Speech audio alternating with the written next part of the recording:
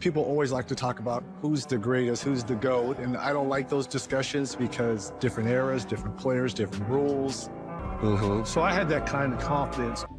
You're not Michael Jordan. You're not the GOAT. You did choke in an NBA Finals. 4 consecutive fourth quarters in an NBA Finals. This man was scoring 4 points. One game, he scored 0 points in an NBA Finals fourth quarter. With Jason Terry or J.J. Barea guarding you. There is no explanation for that to anybody who knows basketball. Larry Bird just ignited a firestorm across the basketball world with a brutally direct message aimed at LeBron James, and the impact has been impossible to ignore. With a blunt "stop pretending you're the GOAT," Bird didn't just offer a casual opinion.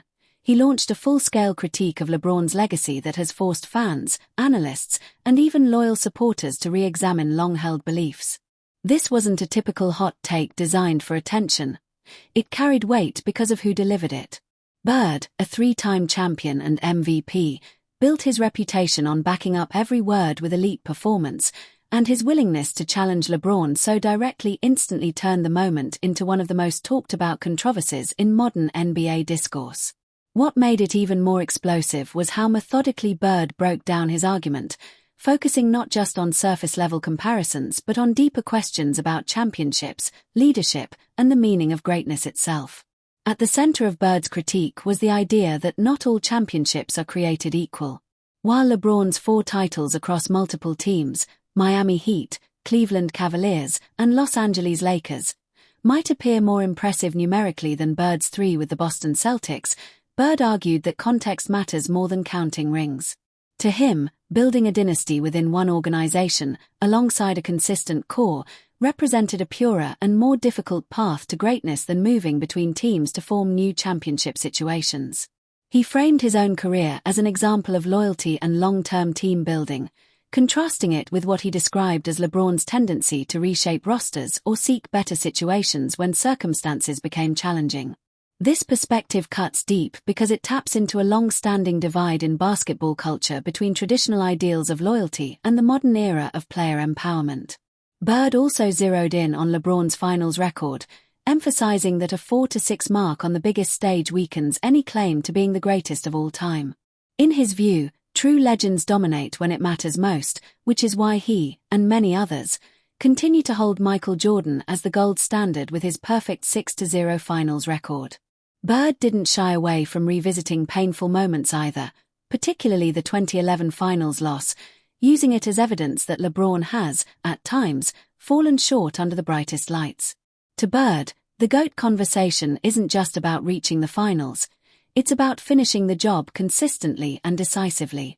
Beyond championships, Bird challenged LeBron's leadership style, arguing that greatness is defined by elevating teammates, embracing responsibility, and thriving under pressure without excuses. He pointed to his own experience playing alongside stars like Kevin McHale and Robert Parrish, emphasizing how chemistry, sacrifice, and trust in the organization helped build sustained success.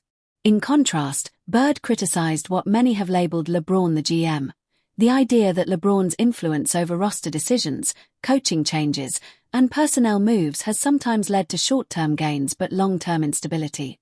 According to Bird, true leadership isn't about control, it's about accountability, especially when things fall apart. The argument didn't stop there.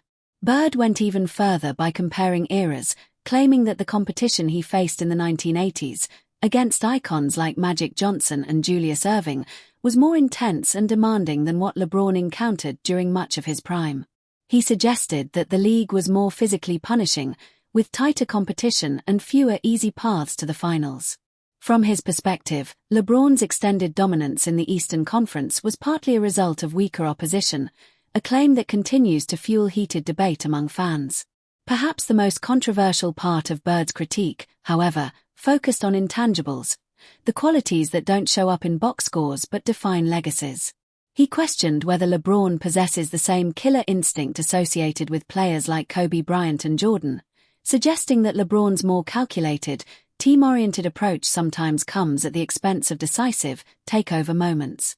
Bird painted a picture of greatness rooted in relentless aggression, mental dominance, and a willingness to take, and make, the biggest shots regardless of the consequences.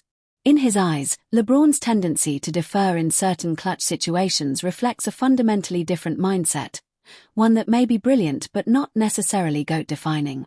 The reaction to Bird's comments has been predictably explosive. Supporters of LeBron point to his unmatched longevity, all-around skill set, and status as the NBA's all-time leading scorer as undeniable evidence of greatness. They argue that the modern game is more complex, more athletic, and more competitive globally, making LeBron's sustained excellence even more impressive. On the other hand, Bird supporters see his comments as a long-overdue reality check, reinforcing the belief that greatness is about more than stats, it's about dominance, legacy, and how a player defines their era. In the end, Bird's remarks didn't settle the GOAT debate, they intensified it. What they did accomplish, however, was shift the conversation back to deeper questions about what greatness truly means. Is it rings, dominance, and an undefeated finals record? Is it longevity, versatility, and sustained excellence across decades? Or is it something more intangible, shaped by mindset, leadership, and the stories fans choose to believe? As long as names like LeBron James, Michael Jordan, and Larry Bird remain central to basketball history, the debate will never truly end. But one thing is certain: after Bird's comments, sitting on the fence is no longer an option. The basketball world is once again divided, and the GOAT conversation just got louder than ever.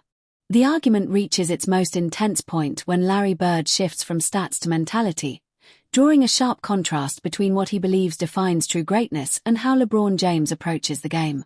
In Bird's view, the GOAT isn't just about making the right play, it's about demanding the moment, even at the risk of failure.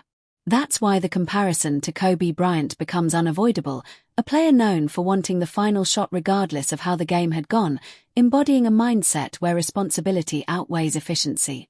Bird argues that LeBron, while incredibly intelligent and calculated, often leans toward the correct basketball decision, passing to an open teammate instead of forcing the issue himself, which, to critics, can come across as avoiding the burden of being the one who lives or dies with the outcome. In this framing, greatness isn't just about making winning plays. It's about embracing the pressure so completely that there's no doubt who the game rests on. From there, Bird expands the conversation into leadership under adversity, using his own time with the Boston Celtics as the blueprint. He emphasizes resilience, loyalty, and internal accountability, staying with one organization, working through struggles, and elevating teammates without shifting blame. In contrast, LeBron's career path, spanning the Cleveland Cavaliers, Miami Heat, and Los Angeles Lakers, is portrayed by critics as evidence of a different philosophy, one rooted in adaptability and control but sometimes interpreted as avoiding long-term consequences when situations deteriorate. To Bird, those intangible qualities, clutch moments, mental toughness, and unwavering leadership, don't appear in box scores, yet they are exactly what separate the greatest from the merely elite. The fallout from these comments has left the basketball world deeply divided. LeBron's silence in response, no direct rebuttals, just continued focus on training, business ventures, and on-court performance, has only amplified the tension, with some interpreting it as composure and others as quiet concession. Meanwhile, fans have split into generational camps. Those who grew up watching Bird, Magic Johnson, and Michael Jordan often see Bird's words as a long-overdue reality check, while younger fans point to LeBron's unmatched longevity, versatility, and statistical dominance as undeniable proof of his greatness. Ultimately, Bird's stance is clear and uncompromising. LeBron is one of the greatest players ever, but not the greatest, a title Bird firmly believes still belongs to Michael Jordan. Yet rather than settling the debate, his comments have reignited it with even greater intensity, raising a deeper question that numbers alone can't answer. Can someone truly be the GOAT if previous generations refuse to acknowledge it, or is greatness always defined within the context of its own era? As the conversation continues to evolve, one thing is certain: the divide between tradition and modern perspective isn't closing anytime soon, and as long as legends like Bird and LeBron remain at the center of the discussion, the GOAT debate will only grow louder, more emotional, and far more complicated.